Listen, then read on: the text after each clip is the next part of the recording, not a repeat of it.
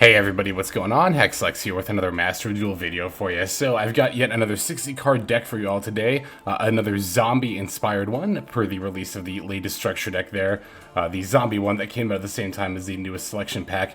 This time we're going to be covering Branded Eldlich. So Eldlich is a deck that I just realized that I of course misspelled Eldlich here in the deck title. Let me go ahead and save that. So Eldlich is a deck that I haven't really covered at all since like season 2 or 3. At the time I covered just like a very standard Eldlich build, right? You know, the one that's just typically running. I mean, this deck is obviously running Floodgates as well, but you know, the one that just runs a lot of Floodgates and 40 cards and yeah, all the Eldlich stuff, and also now Lord of the Heavenly Prison.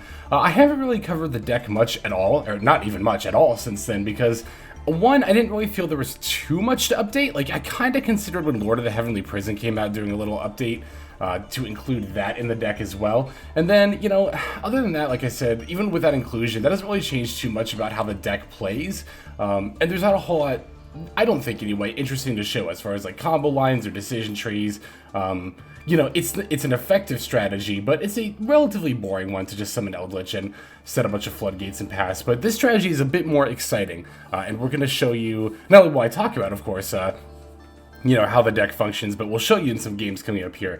Really quick before we jump into this, just want to remind everyone, as always as ever, that I do have my Patreon available if you're looking for some additional daily Master Duel content, in addition to the videos that come out every day here on the channel. If you're looking for some previews for upcoming content, bonus games not featured on the channel, Q&As, and a whole bunch of other perks, feel free to check out the Patreon in the link, or linked in the description rather down below. It's just $5 a month, and it's a lot more value than you get for a pack full of filler cards that you'd be otherwise spending that $5 on. So yeah, as far as Branded Eldlich goes, so you've probably come across this variant of Eldlich before, at least once on the ladder, maybe even a 60 card variant like this. I mean, you know, what is there really to say? The idea is pretty simple. We play Despia / Branded stuff, and we play Eldlich. Because the ability to make Mirror Jade isn't really hampered at all by anything that Eldlich is already trying to do. Now, the reason that I waited for the zombie structure deck specifically to come out before trying this variant is because of Zombie Worlds. I did want at least a couple of copies of Zombie World in this deck, and of course a couple of copies of Necroworld Banshee as well. Necroworld Banshee is actually what you're going to mainly send off of Lubellion as your dark monster in order to make that. So that's another reason why Branded actually synergizes pretty well with this particular variant of Eldlich, the Zombie World variant, is because yeah, you can use Branded Fusion to send Albaz plus the Necroworld Banshee for the Lubellion. That will not only set up the Mirror Jade, but will also set up a Zombie World as well. Zombie World acting as a floodgate to, not all, but definitely a lot of decks out there. There are quite a few decks out there that are contingent on their type in order to make certain materials. Or rather, in order to make certain monsters or make certain plays. Sword Soul Tenyi is one of the bigger examples, you know, of an upper tier deck that's particularly affected by this. Among the new decks, Labyrinth, a lot of Labyrinth stuff requires you to have a Fiend monster, so turning them into zombies can be fairly helpful in that regard as well. And then just many other, any deck that's like contingent on types, or any like extra deck monster that needs a certain type of monster to be summoned, that can get shut down by Zombie World here. You can also use Zombie World in tandem with Rivalry of the Warlords in order to shut your opponent down from summoning anything basically from their hand deck or extra deck, because Rivalry says, you know, you can only have zombies, and Zombie World will of course turn everything on field and graveyard into zombies. So if they try to summon something from hand deck or extra deck that is not a zombie, well, they're not going to be able to. Now, in a perfect world, instead of these summon limits, I would have a set of there can only be one. That is also very good under Zombie World. Since everything is a zombie, there can only be one. We'll make sure that your opponent is only able, and you as well, but that matters. This matters a lot less for you. It'll make sure your opponent's only able to have one monster out at a time. That said, I don't have any copies of it, and this isn't a deck that I'm really trying to play a lot in the long term, so you know, as much as, like, as fun as this variant is, I do think it's actually a pretty fun variant of Eldlich. Eldlich overall, and mainly there can only be one, that's really not a type of strategy that I'm looking to, like, use consistently in the long term. So I decided not to craft 3 ultra rares just for this one video. Well, I guess to be fair, again, I could use it in further decks. But anyway, I'm just going to stick with a set of summon limit. It's not as good as there can only be one, but it's a more than fine substitute, in my opinion. I'll probably get suggestions that instead of this, the summon limits, I should be using something against Runics, maybe like Cursed Eldland, Forbidden Spell, or just something more specific like that. I'll say this much about that. I have a lot of opinions about Runics right now. It's so much so that I've even thought about making my own video about it. I guess I'll just like slide a little bit of that opinion right here and say that I don't think it's worth it to main deck dedicated hate slots, even for something like Runic, which yes, is appearing a lot in the festival, even a lot more than I thought it would. That said, like, beyond, like, maybe, I don't know, like, Harpy's Feather Duster, I would not main deck anything specific. Don't main deck Cursed Eldland Forbidden Spell. I wouldn't even main deck Cosmic Cyclone, honestly. Twin Twisters, maybe. Maybe you could think about maining Twin Twisters, but I wouldn't even do that. Like, hate boarding for one matchup is never the right play. It's literally never the right play. I really should actually, let me know in the comments if you want me to make a whole video about this. Like, I have a whole, because I have lots of opinions about, like, the current state of Runics. Long story short, I don't think they're quite as bad as everybody says they are. They're more powerful and more prevalent than I thought they'd be, but I don't think they're that bad. Hate boarding, which again, long story short, in my opinion, never the right call. In any case, enough about that topic. Let's get back to Branded Eldlich here. So what does Grass do for this deck? This deck doesn't have a lot of monsters, and it's only running one Balerdroch and 2 Eldlich. And you might be thinking, like, if you're playing Grass, wouldn't you want to, like, and, like, you know, the two, like, Necroworld Banshees, like, you know, you might think if you're playing Grass, wouldn't you want to, like, max out on all these cards and mill them more effectively? And indeed, you know, my initial build had a set of Eldliches, a set of Necroworld Banshees, and I thought I only crafted one Balerdroch, and I thought about crafting another one, but I ultimately decided not to. After some testing, I found that these ratios really are fine. Now, again, you might be wondering, like, well, you have so few monsters, what are you actually trying to hit with Grass? We're actually trying to hit a lot of spell and trap cards with Grass. Not a lot necessarily, but enough, you know. All of the Eldlich cards, like literally every single one of them, you know, those will all benefit from being in the graveyard. Branded Retribution, not Banishment, Retribution does benefit from being in the graveyard. We do have Branded Red to kind of like act as a quote-unquote searcher for stuff that gets milled, so we have that option as well. Branded Opening is mostly here as an Aluber extender, but also has the graveyard effect, so it doesn't mind being milled either. Then, of course, we do have the Balerdrochs, the Eldliches, and the Necroworld Banshees. So, you know, I think we have enough here that wants to get milled that it is actually worth it to play Grass. There are times where the two halves of this deck do kind of conflict a little bit, namely Pot of Extravagance. I think we'll actually, I'm trying to remember if I saved this game or not. I did have at least one game where I opened Extravagance plus Aluber, and I kind of had that, like, you know, that meme of the guy, like, trying to figure out which button to push. I kind of had, like, that button of, like, +2, branded play, +2, branded play. And I think it really ultimately usually ends up, like, depending on what's in the rest of your hand, but, you know, that decision tree doesn't come up too often, but even then, you know, I think it's a pretty interesting decision to have to make. So this deck, if nothing else, does actually, you know, especially for an Eldlich deck, present some interesting decision points some of the time. So, alright, I think that is about everything I wanted to say about the build itself. Now let's go ahead and break it down card by card and take a look at some games. So we're playing 3 Ash Blossom and Joyous Spring, 2 Necroworld Banshee, 2 Fallen of Albaz. I've actually thought about putting in a third, because sometimes I mill both, but I digress. 3 Aluber, the Jester of Despia, 1 Doomking Balerdroch, 2 Eldlich, the Golden Lord, 1 Foolish Burial, 3 That Grass Looks Greener, 3 Pot of Extravagance, 1 Eldlixer of Black Awakening, 1 Pot of Prosperity, 3 Branded Fusion, 2 Zombie World, 2 Cursed Eldland, 2 Super Polymerization, 2 Called by the Grave, 1 Eldlixer of White Destiny, 2 Branded Opening, 1 Branded in Red, 3 Infinite Impermanence, 3 Eldlixer of Scarlet Sanguine, 3 Solemn Judgment, 1 Gold Land Forever, 1 Branded Retribution, 2 Rivalry of Warlords, 2 Skill Drain, 3 Summon Limit, 1 Guardian of the Golden Land, 3 Huaquero of the Golden Land, and then finally 1 Conquistador of the Golden Land. Extra deck will have 1 Dragonecro Nethersoul Dragon. I didn't realize Dragon was in that name too. This, by the way, is to super poly your opponent's stuff under Zombie World, is why we're playing this card. 1 Starving Venom Fusion Dragon, 1 Predaplant Dragostepelia, 1 Titanklad the Ash Dragon, 2 Albion the Branded Dragon, 1 Despia Coratus, 1 Masquerade the Blazing Dragon, 2 Mirrorjade the Iceblade Dragon, 2 Lubellion the Searing Dragon, 1 Link Spider, 1 Vampire Sucker, and then finally 1 Predaplant Ver Anaconda. One final note I will make about the build, the extra deck in particular. Ideally, if I had it, the either the Masquerade or the Kratos. Probably the Kratos would be the rank 10 Super Dreadnought that detaches to deal 2000. It's again an ultra rare that I would really only use for Eldlich, which I don't plan to be playing too much, which is why it's not in the extra deck. Not needed at all, but would be here in an ideal build, much like the there can only be ones over the summon limits. So there is the build. Now let's go ahead and take a look at some games. Alright, so the first game that we're going to take a look at here, we're going to be playing against Labyrinth. Good old Labyrinth. Well, I say good old Labyrinth. It's a very new deck to Master Duel, but I say good old because I'm sure, like everybody else, I've been seeing it a fair bit here on the ladder. Not that I really mind. It's a fine deck to play against. We're going to be going second here. This is obviously a going first deck, but alas, we lost the coin flip. So opponent's going to start with the Stove to set up the Labyrinth. So I pretty much know for sure they've got a Welcome Labyrinth face down, otherwise you'd pretty much always search that. They don't activate it during the draw phase. It's already a pretty good sign for me. I'm going to start by activating Zombie World, and they'll activate the Welcome Labyrinth in response. That's fine. They're going to end up blowing the Zombie World with the Labyrinth, but even though I said during the profile that Zombie World is actually useful in this matchup, it's not, like, detrimental to the deck,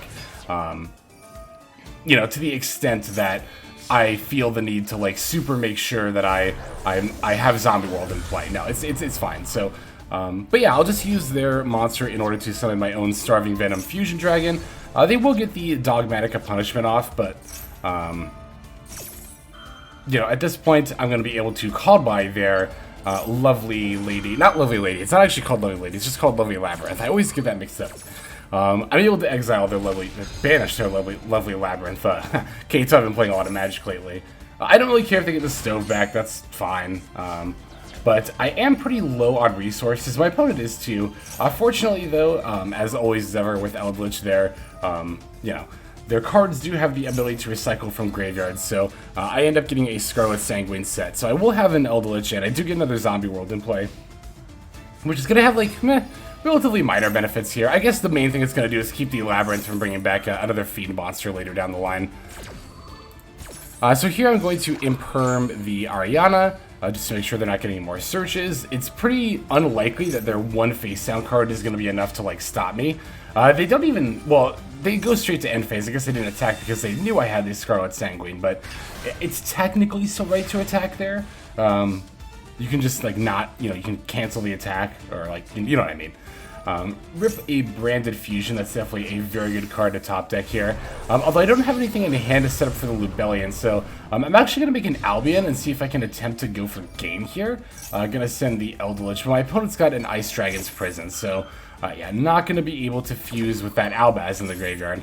The thing about Albion that is a bit unfortunate is that you do have to fuse anyway. I'll just use Albion itself and the Starving Venom in the graveyard to make a Dragostepelia, though. You know, it's not going to be lethal like I wanted it to be this turn, but this is still fine. I don't think I could have gotten lethal because of the defense mode Stove, now that I think about it. But in any case, no, Dragostepelia is definitely a fine card to make here, as we're going to be able to negate the Ariana effect. So, Eldlich, like any other control, like stun deck, control/stun deck rather, is going to be mainly focused on grinding the opponent out of advantage. We are down an advantage at this point, but we have a constant stream of advantage still coming in from the Eldlich in my graveyard, as well as all of the Eldlich spell and trap cards that I've been sending as well, like the Golden Land style, you know, all that stuff. You know, basically the Eldlich is going to be continuously bringing itself back. The spell and trap cards that I sent to the graveyard are going to be continuously setting more from the deck. Now, Labyrinth does do this as well. They also have that same, you know, strategy, but we've fortunately had the counters in order to make sure they've not been able to do all that stuff. So, during the draw phase specifically, I'm actually going to flip up this Eldlixer because I want my Doomking Balerdroch online as soon as possible. Since I have an Eldlich in play, with this Scarlet Sanguine, I can summon a Balerdroch. My opponent did just happen to have a Max C, but it's fine. I'm not that worried about it. They can destroy my Labyrinth, or they can destroy my Zombie World with Labyrinth. That's going to make my Balerdroch much less effective, but I don't need the Balerdroch to negate this lovely Labyrinth. I have the Dragostepelia to do that. Now, there is the fact that the lovely Labyrinth is still, you know, stronger than all of my other monsters, as the Eldlich will go back down to 2500 attack during the end phase here. So there is that to think about, but I'm not really concerned about it being just a little bit stronger. And no matter what I top deck, I can find it out here. Yeah, I'm going to use the Scarlet Sanguine to set up the the Guardian of the Golden Land. From there, I'm actually going to go ahead and link them off in order to go into the Predaplant Vert Anaconda. I'm setting up for another branded line here. Since I have an extra deck monster on board, I'm just going to go straight for the Mirror Jade. I'm not going to bother going for the Lubellion first. Not that this, Rivalry is something I'm really desperately trying to save. It doesn't do anything in this matchup because my opponent only plays Fiends anyway, but this will get me lethal is the main reason to go for this play is to, win the duel.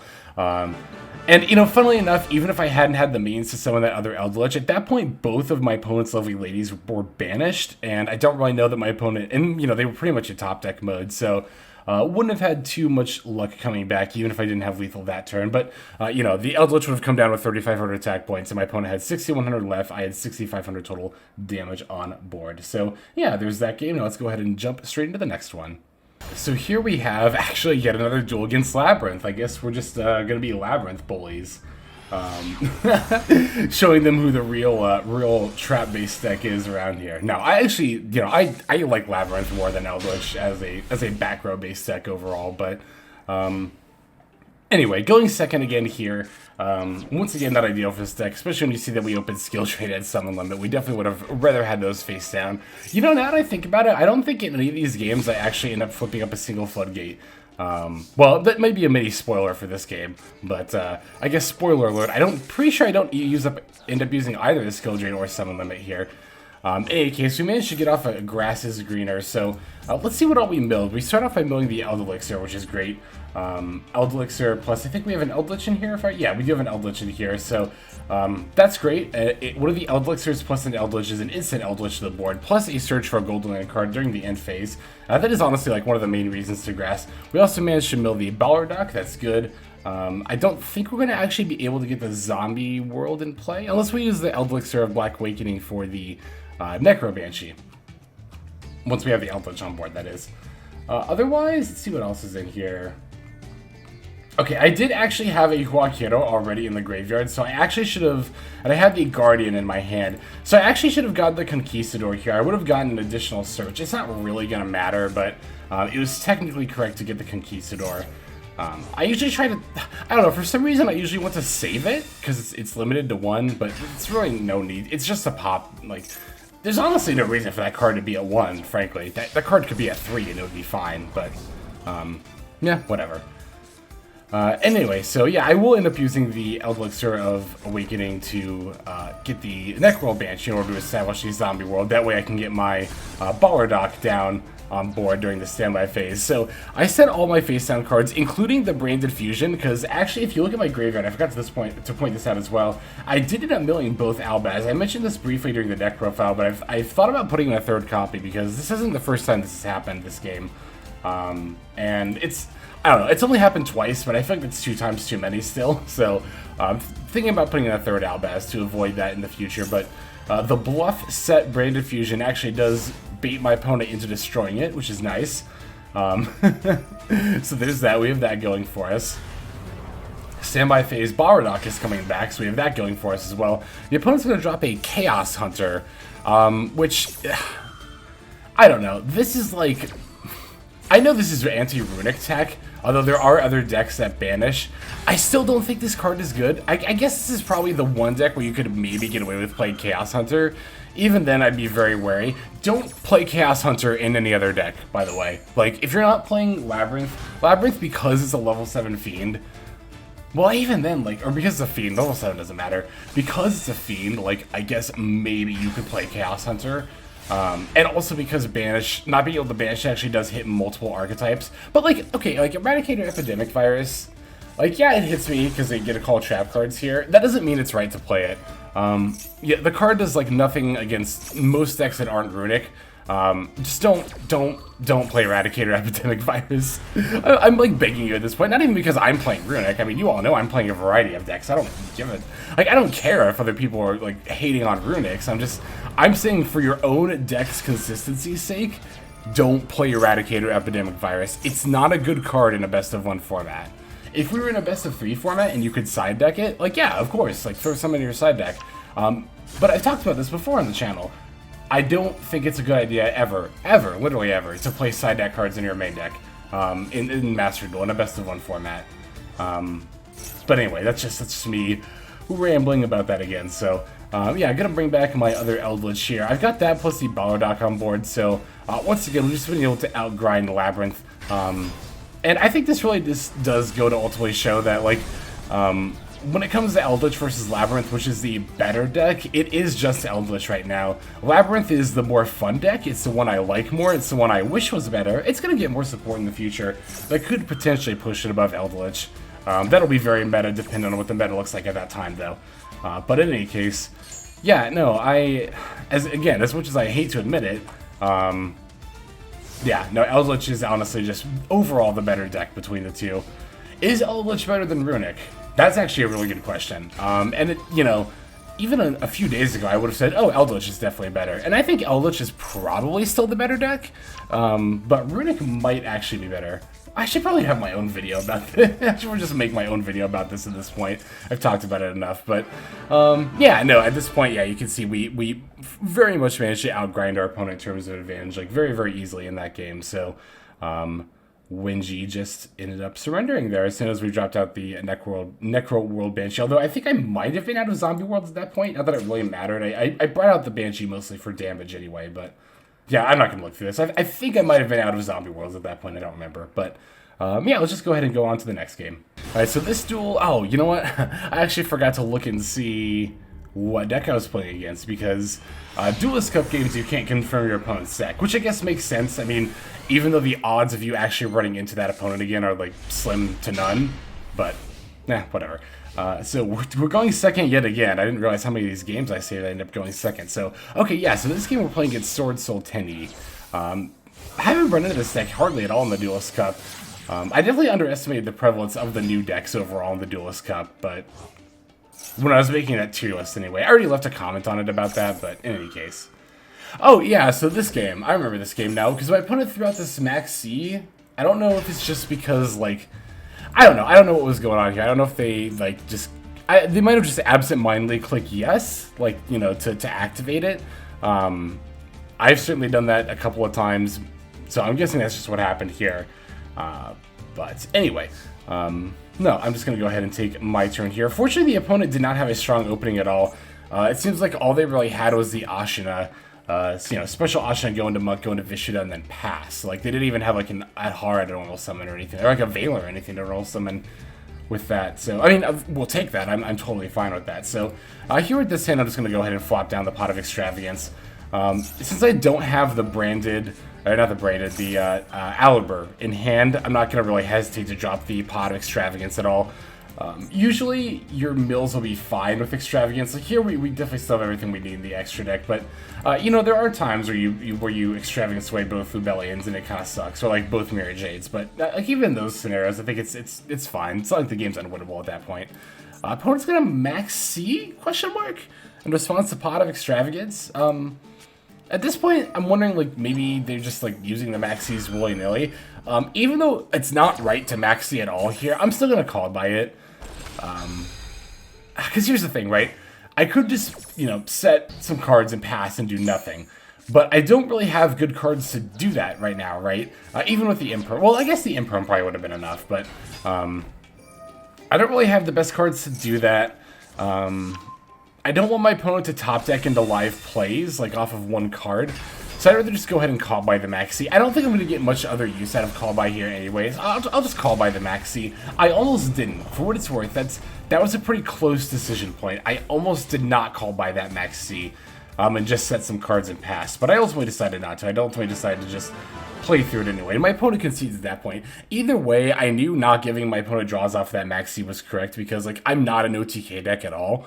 And I think even giving my opponent only one was incorrect. I've talked about this before. I think a lot of players would not have used call by there because they would have thought, like, I'm just going to summon Eldlich. I'm only going to give my opponent one draw. What's the big deal? I'll just let it resolve. I can use this call by for something else later.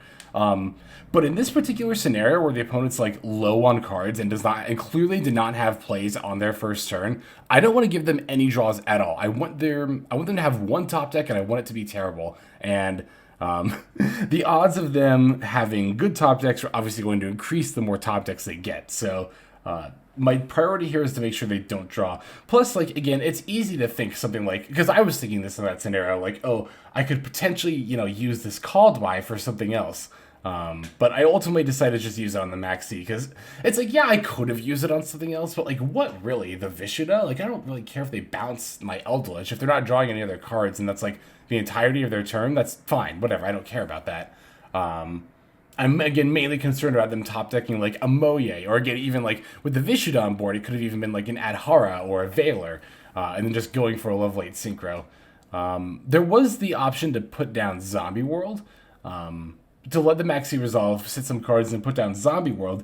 The problem with Zombie World against Sword Soul Tenyi, and you do have to be mindful about this if you're playing Zombie World against that deck, is that you'll stop the big level 8s. You'll stop Chi Xiao and Baxia, but those are the only things you stop from Sword Soul Tenyi. So you do still have to watch out for generic level 8s, kind of, but mostly the level 10 synchros. Cheng Ying and Baron do not have any material requirements, so they can still be made under Zombie World. So you do have to be mindful of those. So Zombie World, good against Sword Soul Tenyi, but not a lock. So just make sure to keep that in mind. Anyway, let's just go ahead and take a look at the next game. Okay, this one is... Oh, I did it again. I didn't look. I guess I could, you know, not keep this take and then redo the take. Whatever. I've already started talking. I might as well keep it. We're going second again. I wondered if we're going to be going second again, and it turns out we are. So, how about that? This is definitely like Eldlich hard mode. Going second every game, never flipping a floodgate, but still winning the games anyway. So, opponent's going to be playing Mathmech, it looks like. So, yeah, this deck, I'm trying to think, I don't think it's had its new support. No, it hasn't. There's like this new support card that's supposed to come out for this deck that makes it really good. I'm actually pretty intrigued to try that. Mathmech is a pretty interesting looking deck. I think the level 12 Synchro I've actually almost crafted a couple of times just to like make for other decks, like mainly Sword Soul Tenyi, so it would give me an excuse to finally make that card, I guess. So the opponent is making some amount of plays, but I think they end up stopping here, if I remember correctly, at this Salamangreat Balinx. No, they get the Cyberus Wicked effect and the Balinx effect. But I don't think they make any plays after this. I'm trying to remember why they don't. Hang on, let me see. They get the Sanctuary. They use the Wicked effect. They get the Diameter. And they pass. Yeah, I don't know what's up with that. Did my opponent, like, I wonder if they hit end phase by accident somehow? Or, like, maybe they just, I don't know. I don't know what was going on with that. But, I guess, you know, if my opponent wants to just stop there, I'm totally fine with that. Oh, so this play. I started off with Pot of Extravagance, even though I've got the Branded Fusion in my hand. This was definitely a difficult decision, but I ultimately decided to go for the Extravagance, because I figured, you know what, even if these Branded Fusions end up dead, and I just have the Huaquero and the Solemn Judgment, like, that's not ideal. My opponent doesn't really have that great of a board.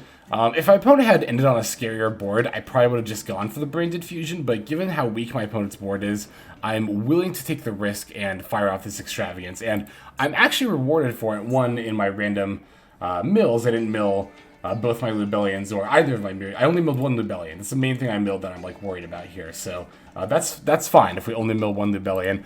And it also drew out an Ash Blossom from the opponent. So I'm definitely fine using my Extravagance as Ash Bait here. It's actually kind of a thing I love about this deck, that you get to use Extravagance as Ash Bait.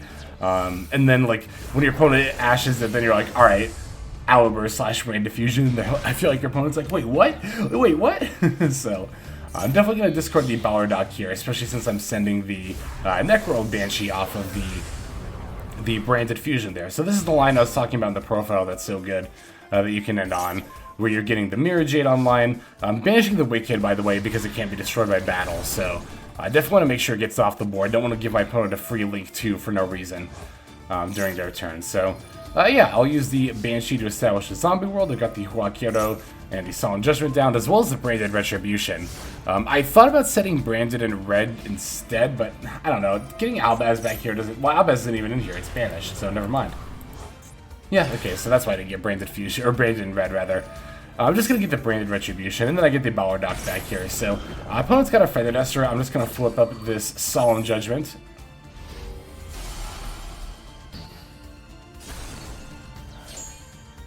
That way that'll protect my Huaquero and my Branded Retribution. And I guess my opponent just didn't feel like trying after that. It just gave us the win there. Yeah, I don't know. It's interesting. That does actually happen sometimes when playing this deck, I've noticed. Or just control decks in general. It's like, because I think I actually pointed out during the Runic profile as well, we had a game like this where, like, we ended up winning a game where we weren't really, like, I mean, I guess we're in a winning position here, but, like, long story short, what I'm getting at is that people will often concede out of frustration more than anything else against control/stun decks like this, so I guess that is one benefit to playing them. However, detrimental it might be for your opponent there. So that's all the time I think I've got for the games here, so let's just go ahead and move on to the outro. Alright everybody, thank you so very much for watching all the way to the very end of the video like this. I greatly appreciate that, and I appreciate all of you who are commenting and subscribing as well. Those are also great means to support the channel. That also personally mean a lot to me. Yeah, comments, let me know what you think of the build here, let me know what you think of the deck. I did think about just going for a 40 card variant, but you know me, at this point I'm just, more what can I say, I'm addicted to grass. Any deck I can jam this card in, I pretty much will at this point, so I'm not, like, forcing it by any means. I am really trying to make sure that the deck does actually benefit from being 60 cards and milling a bunch of them before I just put grass in a deck. But this is one that I was thinking about trying when I saw that announcement for the Zombie World, or the Zombie Structure deck. I thought to myself, if it's got Zombie World in it, I'll definitely jam a 60 card Branded Eldlich deck. Why not? Oh yeah, and then the other thing I wanted to say real quick, once again, like I mentioned at the top of the video, if you want to support the channel outside of YouTube, feel free to check out the Patreon, linked in the description below. It's just $5 a month, and you'll get even more daily Master Duel content, exclusive to the Patreon over there, for that. So yeah, without further ado, this is Xlex.